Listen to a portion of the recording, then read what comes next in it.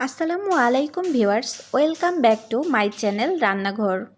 Chicken, prawn and egg দিয়ে খুব মজাদার একটি রেসিপি আমি আপনাদের সাথে শেয়ার করব। রেসিপিটা অনেক বেশি সহজ, যে কেউ চাইলেই এটা বাসায় বানিয়ে নিতে পারবেন। ম্যাগি নুডলস তো এমনিতেই খেতে অনেক মজা হয়, আর তার সাথে যদি চিকেন দিয়ে এভাবে রান্না করা হয় তাহলে তো অনেক বেশি মজা হয়।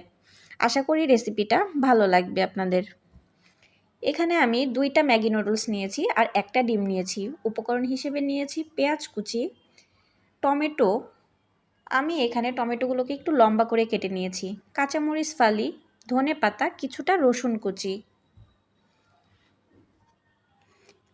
এখানে নিয়েছি কিছু চিকেনের টুকরো, আমি একটু ছোট টুকরো করে কেটে নিয়েছি। আর নিয়েছি চিংড়িগুলোকে আমি খুব ভালোভাবে খোসা ছাড়িয়ে নিয়েছি। দিয়ে দিলাম হাফ চামচ আদা পেস্ট, হাফ চামচ রসুন পেস্ট। দিয়ে দিচ্ছি শুকনো কাশ্মীরি লাল মরিচের গুঁড়ো, স্বাদ মতো দিয়ে দিলাম লবণ, আর দিচ্ছি সয়া সস। এখন আমি এগুলোকে খুব ভালোভাবে একটু মেখে নিচ্ছি। 1 থেকে 2 মিনিটের জন্য একটু ম্যারিনেট করে রাখবো। এবারে আমি ম্যাগি নুডলসে একটা সস ব্যবহার করব। এই জন্য আমি এখানে টমেটো কেচাপ নিয়েছি আর নিয়ে নিচ্ছি 1 চামচ সয়া সস। এখন এই দুটোকে খুব ভালোভাবে মিক্স করে নিচ্ছি। চুলায় একটা প্যান বসিয়ে দিলাম, প্যানটা একটু গরম হয়ে এলে দিয়ে দিচ্ছি কিছুটা তেল।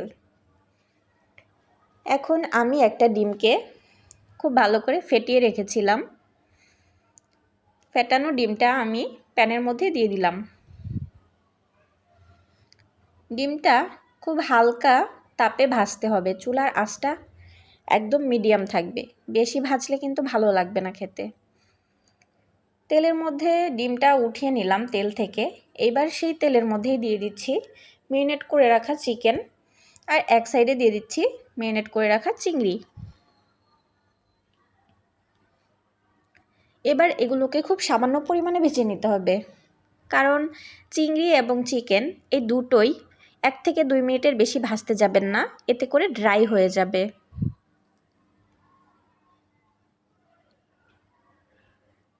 তেলের মধ্যে আমি দিয়ে দিচ্ছি রসুন কুচি। রসুনটাকে একটু নেড়ে চেড়ে ওই তেলে আমি দিয়ে দিচ্ছি পেঁয়াজ কুচি। আমি এখানে মিডিয়াম সাইজের একটা পেঁয়াজ ব্যবহার করেছি।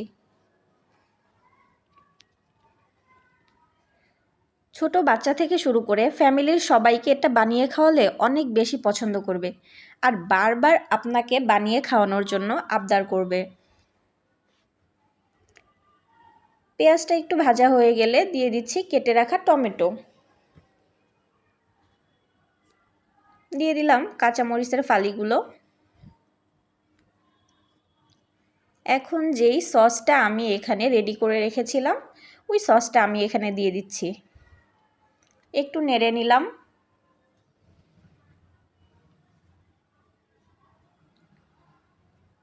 আমি Maggi noodles 2 packet Maggi noodles সেদ্ধ করে সাইডে রেখে দিয়েছিলাম। 2 থেকে 3 মিনিট আমি সেদ্ধ করে নিয়েছিলাম। ওই সেদ্ধ করে রাখা ম্যাগি নুডলসটা আমি এখানে দিয়ে দিয়েছি। এই ম্যাগি নুডলসের মধ্যে আমি 2 প্যাকেট ম্যাগি যে মশলা ছিল ওই 2 প্যাকেট মশলাও দিয়ে দিলাম।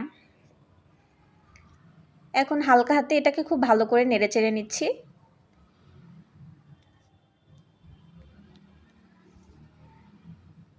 এখন ভেজে রাখা এগ, চিকেন, চিংড়ি সবগুলো আমি এখানে দিয়ে দিলাম। এই পর্যায়ে আমি দিয়ে দিচ্ছি ধনেপাতা। যে কোনো খাবারেই ধনেপাতা কিন্তু স্বাদটাকে একদম দ্বিগুণ করে দেয়। আপনারা চাইলে এভাবে বানিয়ে খেতে পারেন।